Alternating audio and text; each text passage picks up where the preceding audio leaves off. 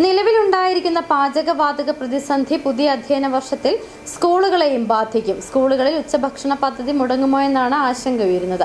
പല സ്കൂളുകളിലും വിറകടുപ്പുകളില്ല. പുതിയ അടുപ്പുകൾ ഉണ്ടാക്കുക എന്നതും പ്രായോഗികമല്ലാത്ത സാഹചര്യമാണ്.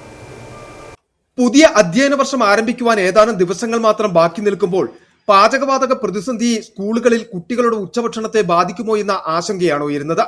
ഉച്ചഭക്ഷണ പദ്ധതിയിൽ വിറകടുപ്പ് ഉപയോഗിക്കുന്നതിന് നേരത്തെ ഉണ്ടായിരുന്ന വിലക്ക് പാചകവാതക പ്രതിസന്ധി മുന്നിൽ കണ്ട് താൽക്കാലികമായി നിർത്തി മാർച്ച് 12-ന് പൊതുവിദ്യാഭ്യാസ വകുപ്പ് ഉത്തരവിറക്കിയിരുന്നു. എന്നാൽ നേരത്തെ നിലനിന്നിരുന്ന വിലക്ക് തന്നെയാണ് പല സ്കൂളുകൾക്കും വിനയായി മാറിയത്. വിലക്കേർപ്പെടുത്തിയതിനു ശേഷം പാചകപ്പുര പുതുക്കി നിർമ്മിച്ച സ്കൂളുകളിലൊന്നും വിറകടുപ്പ് നിർമ്മിക്കാത്തതാണ് പ്രതിസന്ധി. താൽക്കാലികമായി ഇനി വിറകടുപ്പുകൾ നിർമ്മിക്കുന്നതിനും പ്രായോഗികമല്ലെന്നാണ് സ്കൂൾ അധികൃതരും വ്യക്തമാക്കുന്നത്. മഴക്കാലമാകുന്നതോടെ വിറകിന് വലിയ വില നൽകേണ്ടി വരുന്നതുമെല്ലാം തിരിച്ചടിയായി മാറും.